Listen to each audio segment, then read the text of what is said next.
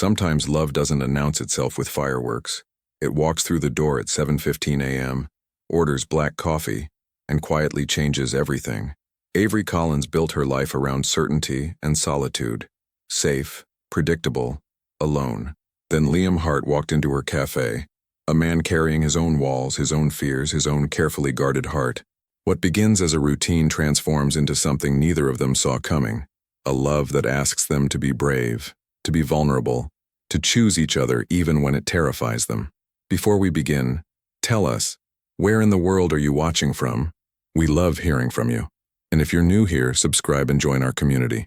Your support means everything to this channel. Let's dive into Avery and Liam's story. Avery Collins had never believed in fate. She believed in routines and small mercies, in the discipline of showing up every morning at 6:30 a.m. sharp. Her apartment in Kirkland, Washington was a one-bedroom testament to intentional simplicity. White walls softened by potted ferns, a bookshelf made from reclaimed wood, and a kitchen that smelled perpetually of vanilla and coffee beans. Everything had its place. Everything made sense. And that's exactly how she needed it to be. At 27, Avery had learned to build her life around certainty, the kind you could touch, the kind that didn't ask too many questions or demand explanations she didn't have. She tied her chestnut hair into a loose knot each morning, pulled on her Café Hazelwood uniform, a simple black apron over a white tee, and walked the 12 blocks to work without headphones, without distractions, just her thoughts and the sound of her sneakers on wet pavement. Café Hazelwood wasn't fancy. It sat on the ground floor of a sleek commercial building, tucked between a dry cleaner and a corporate lobby. The clientele was predictable: office workers grabbing lattes on their way to cubicles, freelancers nursing Americanos while typing furiously, the occasional couple splitting a blueberry muffin in comfortable silence. Avery knew most of them by drink order, not by name. She preferred it that way. Less messy. She'd been working there for 3 years, long enough to know which grinder needed coaxing, which espresso machine had a temperamental steam wand, and exactly how many seconds to froth milk for the perfect microfoam. Her co-workers liked her. She was kind, dependable, never caused drama, but they also knew not to push. Avery had walls.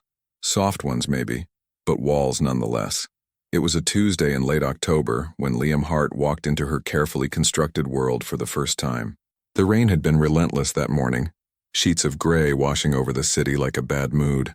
Avery was wiping down the counter when the door chimed, bringing with it a gust of cold air and the scent of expensive cologne mixed with rainwater.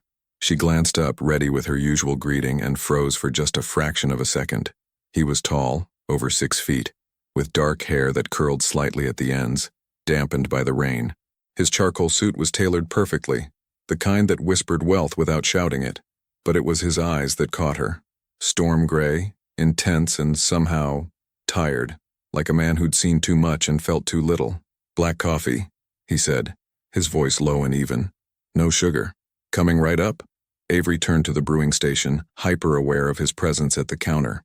She could feel him watching her, not in a way that made her uncomfortable, but in a way that made her suddenly conscious of her movements. The way she measured the grounds, the angle of her wrist as she poured, the small exhale she released when the aroma hit her senses. She slid the cup across the counter.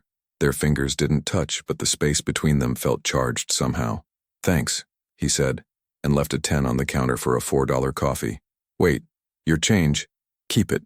He was gone before she could protest, the door chiming behind him like punctuation. Her co-worker, Jenny, appeared at her elbow, eyes wide. "Okay, who was that?" Avery shrugged, slipping the 10 into the tip jar. Just another customer, but she thought about him 3 more times that day, and she hated that she did. Liam Hart didn't believe in distractions. He believed in strategy, in ROI, in quarterly projections that made sense on paper and in practice. At 38, he'd built Heartbridge from a 2-person startup into a logistics tech company valued at over $300 million. His office occupied the entire 15th floor of the building above Café Hazelwood. Floor-to-ceiling windows, minimalist furniture, a view that stretched all the way to Lake Washington on clear days. He'd been divorced for 4 years. His daughter, Sophie, was 8 now, living in Denver with her mother, a lawyer who'd married a surgeon 6 months after their papers were finalized. Liam saw Sophie every other weekend, sometimes less when work demanded it. She was the only person who could make him smile without trying. Everything else was controlled, measured, predictable. Until that Tuesday morning when he'd forgotten his umbrella and ended up drenched, irritated, and walking into a café he'd passed 1,000 times but never entered. He hadn't meant to stare at the barista, but there was something about the way she moved. Efficient but unhurried, present but not performative. She had a small scar on her forearm, thin and pale, barely visible beneath the rolled sleeve of her shirt. When she'd handed him the coffee, her fingers were steady, her expression neutral but not cold. She didn't recognize him, didn't know his name, his company, his net worth. To her, he was just another customer in a wetsuit asking for caffeine.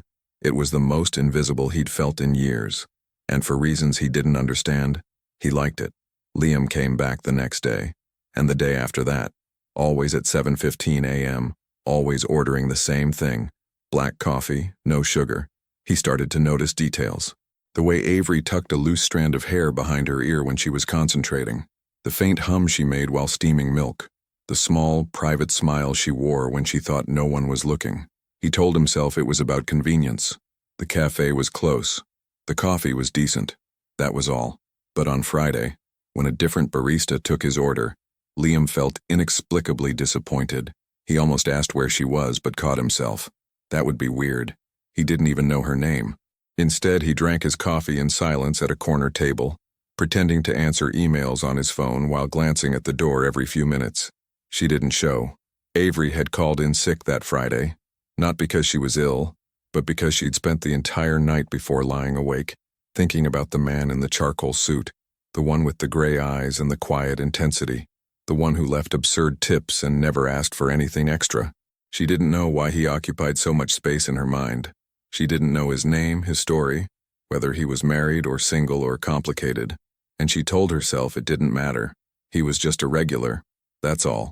But when she returned to work on Monday and saw him standing at the counter, waiting, something in her chest tightened.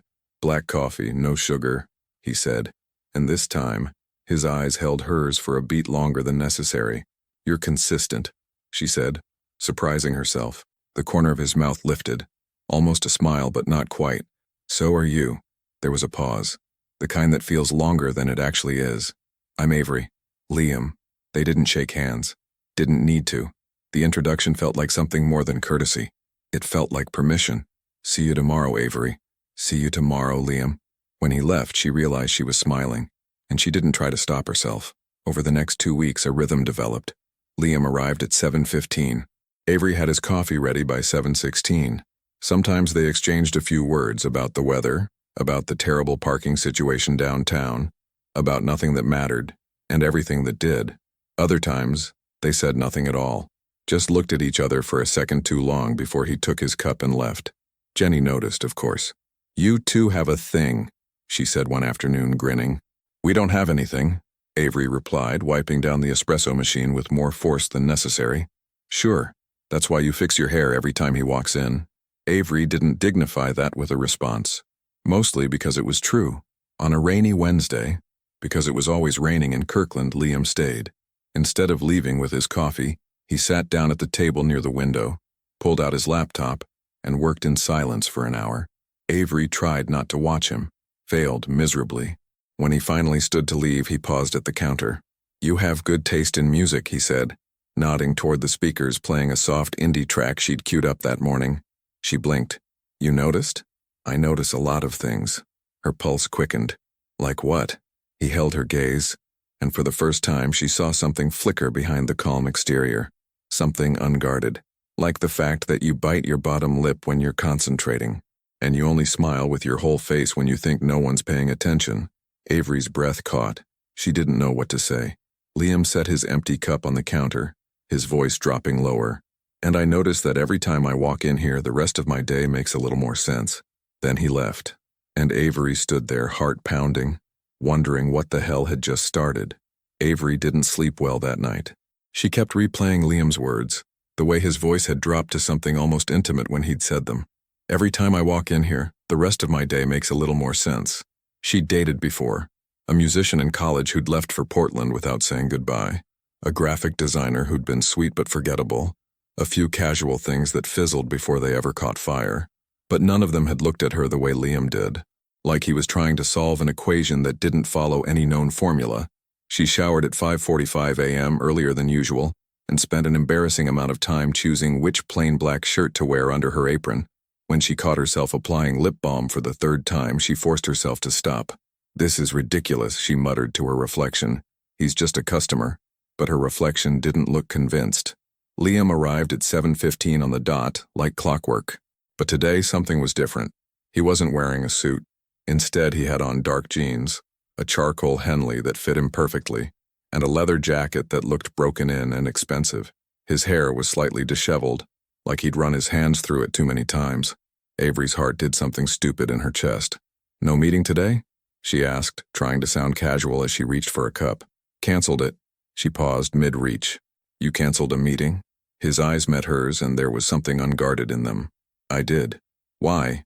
"Because I wanted to actually taste my coffee for once." The words hung between them, loaded with meaning neither of them was ready to unpack. Avery poured his usual order, but her hands weren't quite as steady as they normally were. When she handed him the cup, their fingers brushed. It was brief, accidental, but the contact sent a jolt through her that she felt all the way to her toes. Liam felt it too. She could tell by the way his jaw tightened, by the way he didn't immediately pull away. "Avery. Hey, Ave. Can you grab more oat milk from the back?" Jenny's voice cut through the moment like a knife. Avery blinked, stepping back. "Yeah, sure." When she returned 2 minutes later, Liam was sitting at his usual table by the window, but instead of working on his laptop, he was just waiting. His coffee sat untouched in front of him. The morning rush hit at 8 a.m., a blur of orders and impatient customers and steaming milk.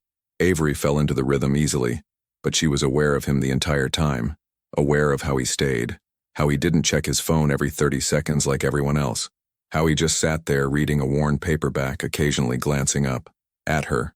When the rush finally died down around 9:30, Jenny nudged her. "Go take your break. I've got this." Avery hesitated. "I'm fine." "Girl, please." He's been sitting there for 2 hours. Put the man out of his misery. Heat crept up Avery's neck. "I don't know what you're talking about." Jenny just laughed and physically pushed her toward the supply closet to hang up her apron. Avery took a breath, smoothed down her shirt, and walked over to Liam's table. Her heart was doing that stupid thing again. "Can I sit?" she asked. He looked up surprised, then gestured to the empty chair across from him. "Please." She sat down, suddenly unsure what to do with her hands. "You've been here a while." "I have." "Don't you have work?" "I do." He closed his book, giving her his full attention. "But it can wait." There was a pause, not uncomfortable but charged, like standing too close to an electrical current. "What are you reading?" she asked, nodding at the book. He turned it so she could see the cover. "The Remains of the Day" by Kazuo Ishiguro. "Heavy choice for a coffee shop," she said. "I like stories about people who realize too late what they wanted." His eyes held hers. "Reminds me not to make the same mistakes." Avery's breath caught. Was he saying what she thought he was saying? Before she could respond, Liam leaned forward slightly. "Can I ask you something?" "Okay." "Why do you work here?" She frowned. "What do you mean?" "You're different from everyone else who comes through those doors. You're—" He searched for the word. "Intentional. Like every movement means something. So why coffee? Why this place?" No one had ever asked her that before. Most people just assumed she was working her way through something else. School, a failed dream, a temporary setback. No one ever considered that this might be exactly where she wanted to be. "Because it's honest work," she said finally. "I make something. People need it. They leave a little better than they came in. And at the end of the day, I'm not pretending to be something I'm not." Liam's expression softened. "That's rare." "What is?" "Knowing who you are and being okay with it." She tilted her head. "Are you not okay with who you are?" He laughed, but it was a hollow sound. "I'm very good at being who I'm supposed to be. It's the being okay part that's complicated." Avery wanted to reach across the table to touch his hand, to tell him she understood more than he knew, but she kept her hands in her lap. "What about you?" she asked. "Why logistics?" "Because I'm good at solving problems, at making broken systems work efficiently." He paused. "But sometimes I wonder if I'm just really good at avoiding the problems I can't solve." "Like what?" His eyes searched hers. "Like why I keep coming back here when I have a perfectly good espresso machine in my office." Her pulse quickened. "And what's the answer?" "I think you know." The air between them felt impossibly thin. "Liam, I'm not trying to make you uncomfortable," he said quickly. I just, I don't know how to be around you and pretend I don't feel this. Avery's heart was hammering now. Feel what? He held her gaze, and for the first time since she'd met him, he looked uncertain, vulnerable, like I've been sleepwalking for 4 years and you're the first thing that's woken me up. Avery didn't know what to say to that. How do you respond when someone hands you their truth like it's something fragile? She opened her mouth, closed it, then finally said, I think about you too. Something shifted in Liam's expression. Relief, hope, fear. Yeah? Yeah. She smiled, shy but certain. More than I probably should. He exhaled, running a hand through his hair. Okay, good. Because I thought maybe I was losing my mind. You're not. She paused. Or maybe we both are. They sat there for a moment just looking at each other, letting the weight of what they'd just admitted settle between them. Finally, Liam spoke. Have dinner with me. It wasn't a question. Not exactly. But it wasn't a demand either. When? She asked. Tonight? Tomorrow? Whenever you're free. Avery bit her lip, thinking. She had a rule about dating customers. She had a rule about keeping her life simple. She had a lot of rules, actually, all designed to keep her safe from exactly this kind of feeling. But when she looked at Liam, really looked at him, all her rules felt suddenly irrelevant. Tomorrow, she said. I'm off at 5. His smile was slow, genuine, and devastating. I'll pick you up. You don't know where I live. Then tell me. She did. The rest of her shift passed in a blur. Avery moved through the motions automatically, but her mind was somewhere else entirely. On tomorrow night. On Liam's smile. On the fact that she'd just agreed to dinner with a man she barely knew but somehow felt like she'd been waiting for. When she finally clocked out at 3 p.m., Jenny cornered her by the time clock. You're glowing. Spill. Avery tried to look innocent. I don't know what you mean. Please. You've been humming for the last 2 hours. You never hum. Avery grabbed her jacket, fighting a smile. I have a date tomorrow. Jenny's eyes went wide. With suit guy? Liam? His name is Liam Hart, and yes. Wait. Jenny grabbed her arm. Liam Hart? As in Heartbridge Liam Hart? Avery frowned. I don't know. What's Heartbridge? Only one of the biggest logistics tech companies in the Pacific Northwest. Girl, do you not pay attention to anything? I pay attention to coffee orders. Jenny pulled out her phone, typed furiously, then shoved the screen in Avery's face. It was a Forbes article from 2 years ago. 30 under 40, tech founders reshaping industry. And there was Liam, younger but unmistakable, in a sharp suit and a carefully neutral expression. Avery stared at the photo. Oh, Avery, this man is worth hundreds of millions of dollars. So what are you going to wear? Where's he taking you? This is... Jenny. Avery cut her off gently. It's just dinner. But even as she said it, she knew it wasn't true. This wasn't just dinner. This was the beginning of something that terrified and thrilled her in equal measure. She just didn't know yet how much it would change everything. That night, lying in bed, Avery's phone buzzed. An unknown number. Unknown. It's Liam. I asked Jenny if she thought it would be okay to reach out. She said she'd mention it to you during cleanup. Hope this is all right. Avery smiled despite herself. She remembered now Jenny had asked casually while they were closing something about that guy wanting to text you, and she'd nodded absently, distracted. Avery, remind me to thank Jenny later. Liam, does that mean I'm not in trouble? Avery, not yet, Hart. Liam, I'll take it. For tomorrow. For today. For black coffee and honest work. Her chest felt too full. Avery, get some sleep, Hart. Liam, you too, Collins. She fell asleep still smiling, her phone clutched in her hand, already counting the hours until 5 o'clock. Avery changed her outfit 4 times before settling on dark jeans, a cream-colored sweater that draped perfectly off one shoulder, and her favorite boots. She told herself she wasn't trying too hard. She was lying. She'd left work early, 3 p.m., telling Jenny she needed time to prepare. Jenny had just laughed and waved her off. By 4:45 p.m., she was pacing her small living room, straightening books that didn't need straightening, watering plants that were already watered. Her phone sat on the coffee table like a live grenade. At 4:58, it buzzed. Liam. Outside. She grabbed her leather jacket, checked her reflection one last time, and took a breath. This was just dinner. Just 2 people getting to know each other. Nothing to be nervous about. Except everything felt like something to be nervous about. When she stepped outside, Liam was leaning against a sleek black BMW, hands in his pockets, looking like he'd stepped out of a magazine. Dark jeans, a black sweater, a gray coat that probably cost more than her rent. But it was his expression that caught her, the way his eyes lit up when he saw her, like she was the only thing in the world worth looking at. "Hi," she said, suddenly shy. "Hi." He straightened, his gaze traveling over her in a way that made her skin warm. "You look incredible. You clean up okay yourself." He smiled, opening the passenger door for her. "Shall we?" The restaurant was intimate. Exposed brick walls, soft lighting, tables spaced far enough apart that conversations felt private. Liam had reserved a corner booth, away from the main dining area. When Avery slid in across from him, she noticed his hands were resting on the table, not hidden, not fidgeting, open. "I wasn't sure what kind of food you liked," he admitted, "so I picked a place with options." "This is perfect." She glanced at the menu, then back at him. "Do you do this often?" "Eat dinner. Take baristas to fancy restaurants." His mouth quirked. "You're the first barista I've asked to dinner in. Ever, actually." "Really? Really?" He leaned back slightly, studying her. "I don't usually do this." "This? Any of this? Dating. Putting myself out there. I'm generally very good at keeping my life compartmentalized." Avery set down her menu. "What changed?" "You." The word hung between them, simple and devastating. "I don't understand," she said softly. "You don't know me. Maybe not the facts. Not yet." He leaned forward, his voice dropping. "But I know how you make me feel. And I haven't felt anything real in a very long time." Avery's chest tightened. "Liam, I'm not trying to overwhelm you," he said quickly.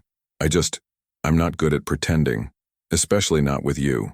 She reached across the table without thinking, her hand covering his. The contact was electric, grounding and thrilling all at once. "I'm glad you can't pretend," she said, "because I can't either." His hand turned under hers, fingers intertwining. Neither of them pulled away.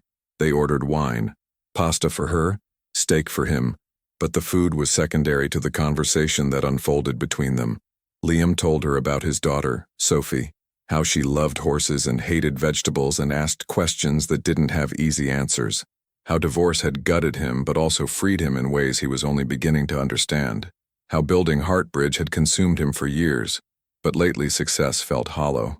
"I used to think achievement meant something," he said, swirling wine in his glass. "Hitting targets, closing deals, proving I could build something that mattered. But now," he met her eyes, "now I'm not sure what any of it means if there's no one to share it with." Avery felt the weight of his words settle over her. "You have Sophie." "I do. And she's everything." He paused. "But she's growing up, and soon she won't need me the way she does now. And then what? Then you figure out what makes you happy beyond being needed." He stared at her, something raw flickering across his face. "When did you get so wise?" "I'm not wise. I'm just practiced at being alone. By choice?" She considered that. "Sometimes. Other times it just felt safer. And now?"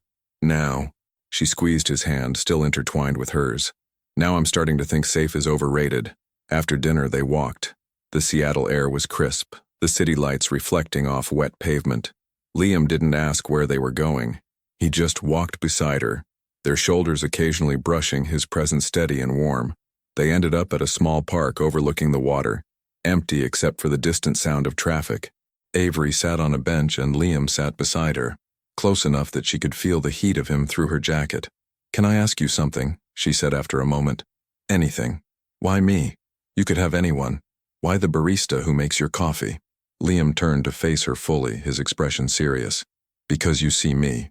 Not the CEO, not the net worth, not the guy who made Forbes's list. Just me. And I haven't been just me in a very long time." Avery's throat tightened. "I didn't even know about Forbes until yesterday." "I know." He smiled. "That's exactly my point." She looked down at her hands. "I don't come from your world, Liam. I live in a one-bedroom apartment. I make lattes for a living. I don't have a college degree or a trust fund or—" "Stop." His hand cupped her chin gently, tilting her face up to meet his gaze. "None of that matters to me. Not even a little. It will eventually." "No." His thumb brushed her cheek and she realized she was trembling. "What will matter is how you make me feel when I'm with you. Like I can breathe for the first time in years. Like the world is bigger and brighter and worth paying attention to. That's what matters, Avery. Not the rest." Tears pricked at her eyes. but she blinked them back. You barely know me. Then let me. His voice was rough, pleading. Let me know you. All of you. The messy parts. The scared parts. I want all of it. She couldn't speak. Could barely breathe. All she could do was look at him. This man who'd walked into her cafe and quietly dismantled every wall she'd spent years building. Liam? She whispered. Yeah? I'm terrified. Me too. And then, slowly, carefully, he leaned in. Their foreheads touched first. Avery's eyes fluttered closed, her breath mixing with his in the small space between them. She could feel his heartbeat through the layers of clothing, could feel the barely restrained tension in his shoulders. Tell me to stop, he murmured. Don't stop. His lips brushed hers, tentative, testing. The kiss was soft at first, almost questioning. But when Avery leaned in, when her hand moved to the back of his neck, everything shifted. The kiss deepened, became something urgent and inevitable. Liam's hand slid into her hair, the other gripping her waist, pulling her closer.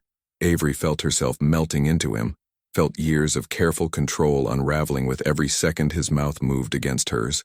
When they finally broke apart, both breathing hard, Liam rested his forehead against hers again. That was, yeah, she breathed. They sat there for a long moment, just holding each other, letting the magnitude of what had just shifted between them settle. Finally, Liam pulled back slightly, his eyes searching hers. Come home with me. It wasn't a demand. It was an invitation, an offer, a question. Avery's heart hammered. She knew what he was asking, knew what it meant. Liam, we don't have to do anything, he said quickly.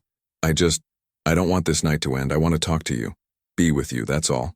She looked at him, really looked at him, saw the vulnerability there, the hope, the fear that mirrored her own. She thought about her rules, her carefully constructed life, the safety she'd built around herself, and then she thought about how it felt to kiss him, how right it felt to be near him. Okay, she said. His relief was palpable. Yeah? Yeah. Liam's penthouse was exactly what she expected and nothing like it. Floor-to-ceiling windows overlooking the city, minimalist furniture, art on the walls, but also books everywhere, a child's drawing taped to the refrigerator, a worn Stanford hoodie draped over a chair. He was rich, yes, but he was also just Liam. Wine? He offered. Sure. He poured 2 glasses, handed her one, then sat beside her on the couch, not too close, giving her space, but his eyes never left hers. What are you thinking? He asked. That this is surreal. Good surreal or bad surreal? I don't know yet. He smiled. Fair enough. They talked for hours. About everything and nothing. About her childhood in a small Oregon town, his years at Stanford, the businesses he'd built and the ones that had failed. About dreams they'd abandoned and ones they still held on to. At some point, Avery ended up curled against his side, his arm around her shoulders, her head resting on his chest. She could hear his heartbeat steady and strong. Liam? I think I'm falling for you. His arm tightened around her. I know I'm falling for you. She tilted her head up, meeting his eyes. The intensity there stole her breath. That terrifies me, she whispered. Me too. He kissed her forehead, soft and lingering. But I'm done running from things that scare me. Avery closed her eyes, letting herself sink into the feeling. Into him. She'd spent years protecting herself, years building walls, years convincing herself that safety was enough. But as she lay there in Liam's arms, the city glittering below them, she realized something. Safe wasn't enough anymore. She wanted this, wanted him, wanted the terrifying, beautiful unknown of letting someone in. And for the first time in her life, she wasn't going to run from it. Avery woke up to sunlight streaming through unfamiliar windows and the scent of coffee. For a disorienting moment, she forgot where she was. Then she felt the weight of an arm draped across her waist, the steady rhythm of breathing behind her, and everything came rushing back. Liam's penthouse, his couch, hours of talking until they both dozed off, still fully clothed, tangled together like they'd been doing this for years instead of hours. She should feel awkward, should feel the urge to slip away before things got complicated. Instead, she felt safe. Liam stirred behind her, his voice rough with sleep. Morning. Hi, she whispered. His arm tightened around her, pulling her closer. Did you sleep okay? Better than I have in months. She felt him smile against her hair. Me too. They lay there for a long moment, neither wanting to move, both knowing the outside world was waiting. Finally, Avery turned in his arms to face him. His hair was messy, his eyes still heavy with sleep, and he looked more human than she'd ever seen him. I should probably go, she said, not moving. Should you? I have work in 3 hours. Call in sick? She laughed. I can't do that. Why not?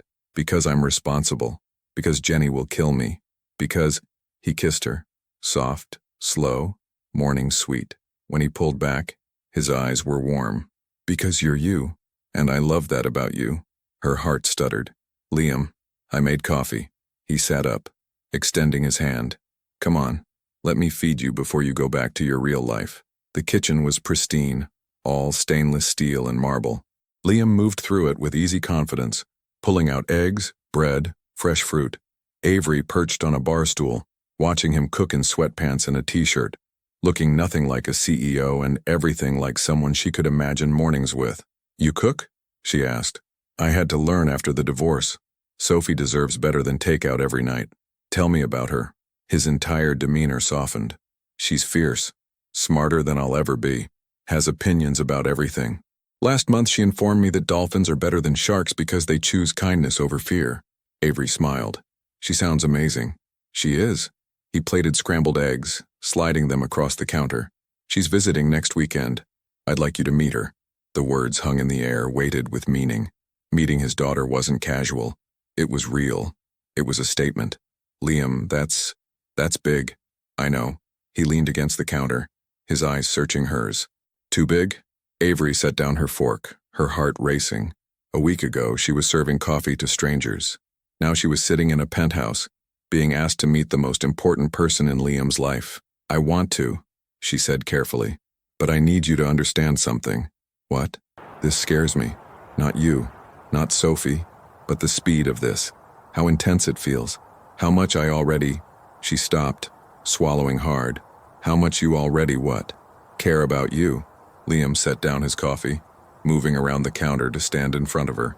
His hands cupped her face, tilting it up to meet his gaze. Avery, I'm terrified too. I haven't introduced anyone to Sophie since the divorce. I haven't felt like this about anyone, maybe ever. But here's what I know. His thumb brushed her cheek. Whatever this is between us, it's worth being scared for. She leaned into his touch, her eyes closing. What if I mess it up? You won't. You don't know that. I know you. His forehead pressed against hers. I know you show up. I know you care. I know you're brave even when you're terrified. That's all that matters. When she opened her eyes, his were right there, storm gray and impossibly close. Okay, she whispered. Okay, I'll meet Sophie. His smile was radiant. Then he kissed her, and the world narrowed to just the two of them, his hands in her hair, her fingers gripping his shirt, both of them breathing hard when they finally broke apart. I really need to go to work, she said, but she didn't move. I know. He didn't let go. The next few days fell into a new rhythm.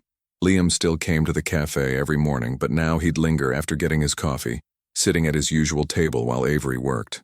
Sometimes he'd bring his laptop, but mostly he'd just read, occasionally glancing up to catch her eye. Jenny noticed immediately. So, you're glowing. I am not. You smiled at a rude customer today. You never smile at rude customers. Avery tried to hide her grin. Maybe I'm just in a good mood. Uh-huh. And maybe that has nothing to do with the millionaire who's been staring at you like you hung the moon for the past hour. Avery glanced over at Liam. He was looking at her, and when their eyes met, he smiled. Small, private, meant only for her. Her chest felt too full. That evening, Liam texted her. Liam, dinner at my place tonight? I'll cook. Avery, you spoil me. Liam, that's the plan. When she arrived at his penthouse at 7, the city lights were just beginning to sparkle below. Liam greeted her at the door in jeans and a navy sweater, his hair slightly damp like he'd just showered.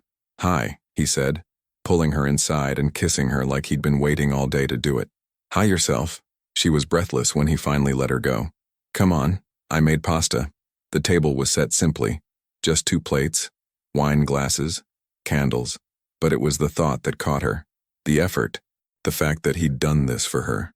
They ate and talked, the conversation flowing as easily as it always did. But there was a new undercurrent now, something electric and inevitable. After dinner, they moved to the couch. Liam pulled her close, her back against his chest, his arms wrapped around her. They watched the city lights in comfortable silence. Avery? Yeah? I need to tell you something. She turned slightly to see his face. He looked serious, almost nervous. What is it? My ex-wife. She's getting remarried next month. Oh. Avery sat up fully. How do you feel about that? Relieved, mostly. She's happy. Sophie will have more stability. It's good. But, he ran a hand through his hair, but it made me realize something. I've been holding on to the past because I was afraid of the future, afraid to want something real again, afraid to let someone in. He took her hand, intertwining their fingers, and then you happened. And suddenly the future doesn't scare me anymore. It excites me, because I can see you in it. Avery's throat tightened. Liam, I'm not asking you for promises. I'm not asking you to have everything figured out. I just need you to know. His eyes held hers, intense and unwavering. You're not a distraction. You're not a rebound. You're the first thing that's felt like home in 4 years. Tears pricked at her eyes. I don't know what to say.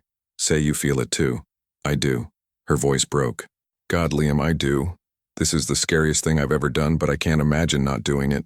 He pulled her into his lap, his hands framing her face, his forehead pressed to hers. Then don't stop, he whispered.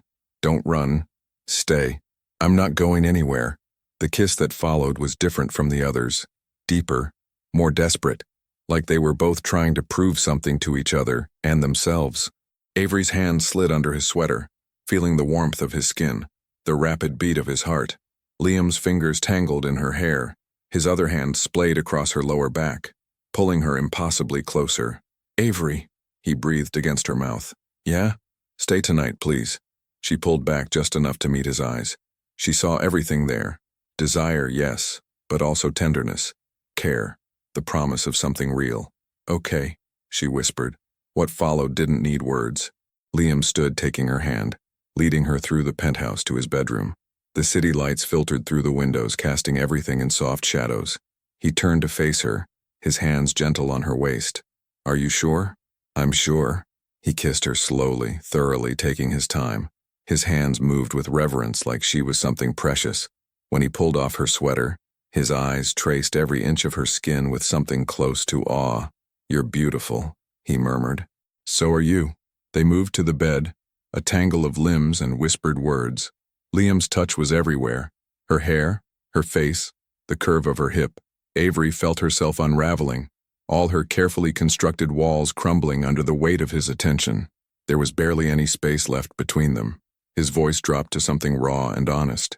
She became suddenly aware of how close he was, how much she wanted this, how much it meant. Their foreheads touched. Neither of them spoke for a long moment. Then everything shifted. Later, much later, they lay tangled together in the darkness. Avery's head rested on Liam's chest, his fingers tracing lazy patterns on her shoulder. What are you thinking? He asked. That I don't want to leave. His arms tightened around her. Then don't. I have work tomorrow. So do I. We'll figure it out. She smiled against his skin. You make it sound so simple. Isn't it? She thought about that. About how complicated her life had felt just weeks ago. About how everything had changed the moment he walked into her cafe. Maybe it is, she said softly. He kissed the top of her head. Stay. Wake up with me. Have coffee. Go to work. Come back. We'll figure out the rest as we go. Avery closed her eyes, letting herself sink into the feeling. Into him. Into this new life that was unfolding in ways she never could have predicted. Okay, she whispered. Yeah? Yeah. And as she drifted off to sleep in Liam's arms, the city glowing outside the windows, she realized something. She wasn't falling anymore. She'd already fallen. Completely. The week leading up to Sophie's visit felt like standing on the edge of something vast. Avery found herself oscillating between excitement and terror, sometimes within the same minute. She was folding laundry in her apartment when her phone rang. Liam's name lit up the screen, and she smiled despite her nerves. Hey yourself. His voice was warm. What are you doing? Laundry, very glamorous. He laughed. Sophie's flight lands in 2 hours. Her mom's flying in with her. Spring break handoff. I'm leaving for the airport soon. A whole week? Avery's stomach flipped with nerves. Yeah. Is that too much? Too overwhelming? No, it's perfect. I'm just nervous. Nervous, excited, terrified she won't like you. Avery sat down on her bed. What if she doesn't? Then we'll figure it out. There was a pause. But she will. How could she not? You're biased. Completely. She could hear the smile in his voice. Come over tonight, for dinner. Nothing formal. Just us. Avery's chest tightened. Okay, what time? 6? I'll be there. After they hung up, she stared at her closet for 20 minutes before texting Jenny.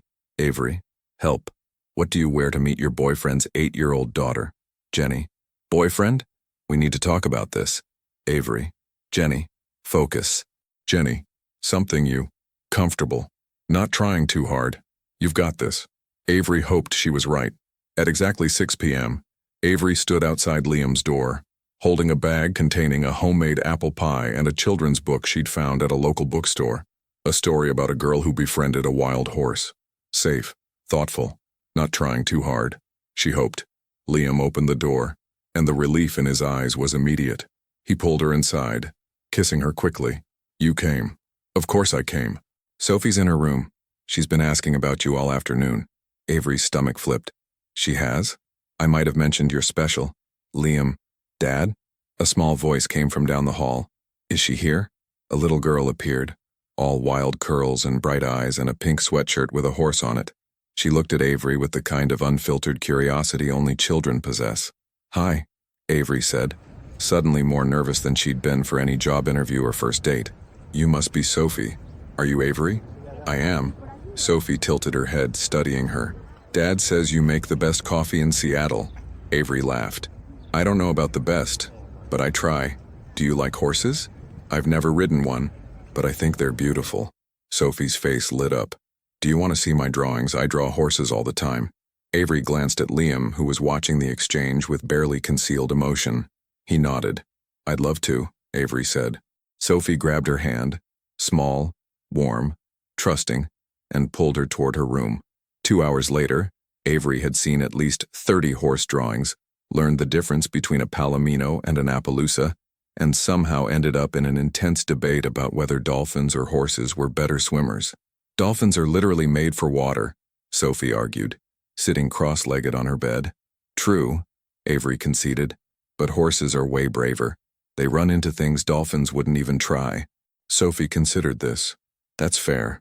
From the doorway, Liam watched them, his heart doing something complicated in his chest. Avery had somehow made this easy. She didn't talk down to Sophie, didn't try too hard, just existed with her, like it was the most natural thing in the world. Dinner's ready, he announced. Sophie jumped up. Can Avery sit next to me? Of course. Dinner was simple, pasta, salad, garlic bread, but it was the conversation that made it feel like something more. Sophie talked about school, about her upcoming writing competition, about how her mom's new husband was okay but talks too much. Sophie, Liam said gently. What? He does. Avery bit back a smile.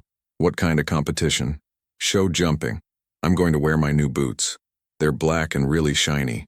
That sounds amazing. Your dad must be really proud. Sophie glanced at Liam, her expression softening. He is.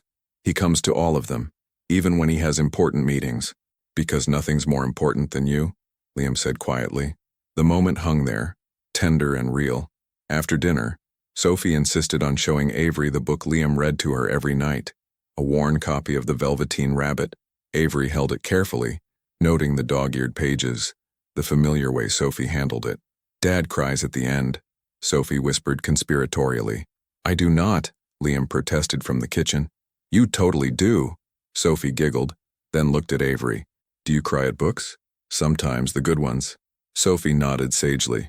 Same. When it was time for bed, Sophie hugged Avery without hesitation. Will you come back? Avery's throat tightened. If your dad invites me.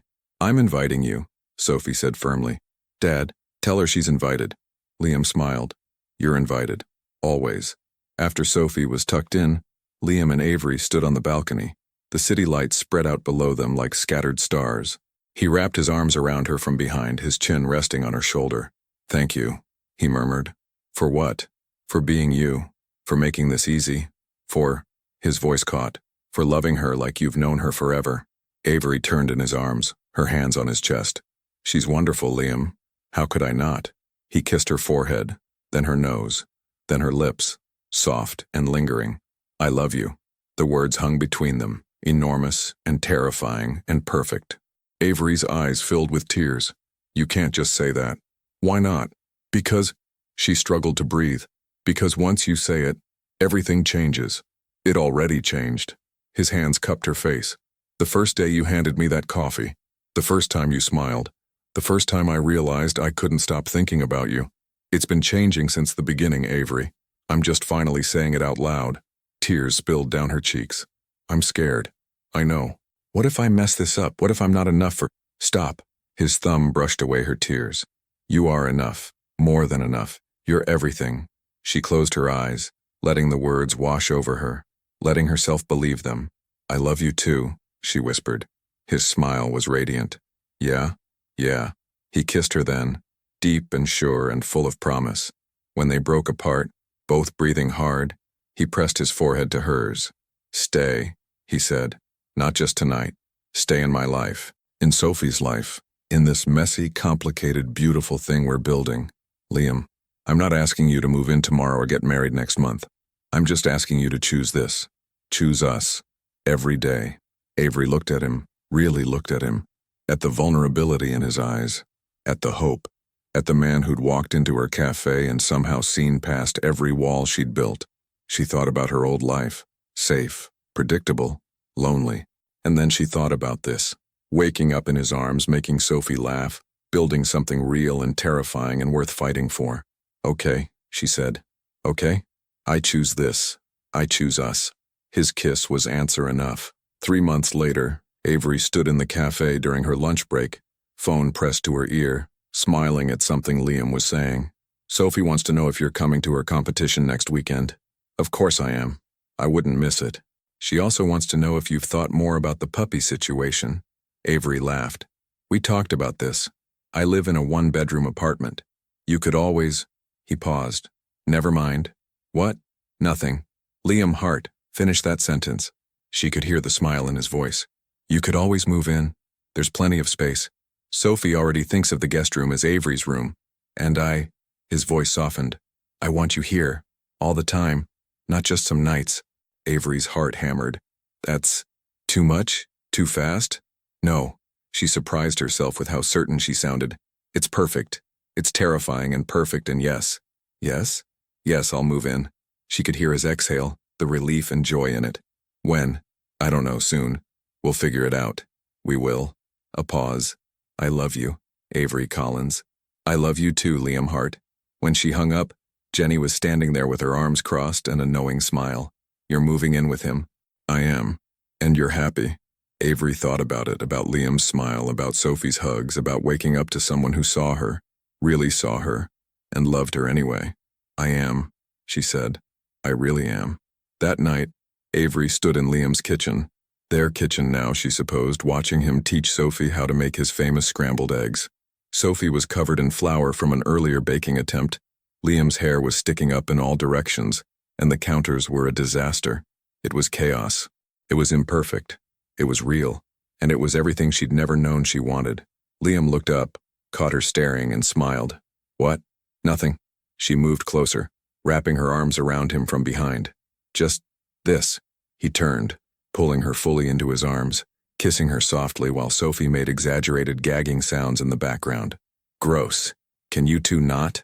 They broke apart, laughing. Sorry, Sophie, Avery said. You're not sorry, Sophie accused. But she was grinning. You're right. I'm not.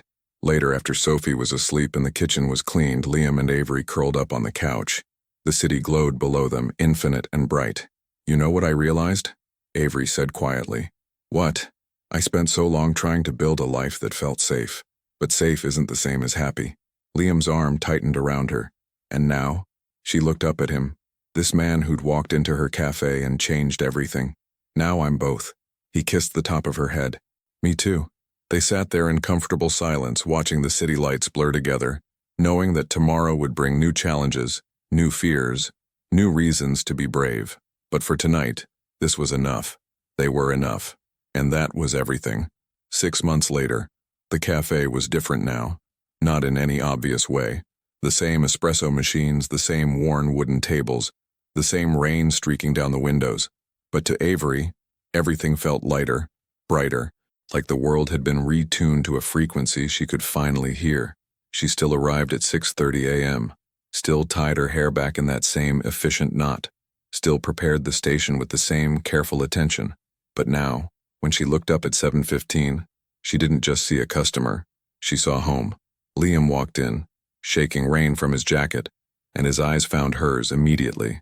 That smile, the one reserved only for her, spread across his face. "Morning," he said, approaching the counter. "Morning." She was already pouring his coffee. Black, no sugar. Some things didn't need to change. But when she handed it to him, their fingers lingered. A small touch. A private moment in a public space. "Sophie wants pancakes tonight," he said. "She's requesting your famous blueberry ones."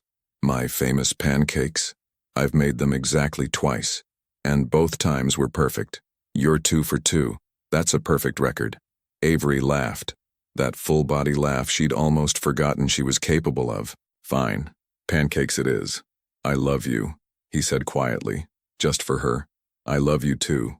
He took his coffee, pressed a kiss to her forehead across the counter, making Jenny whistle from the back, and headed to his usual table by the window.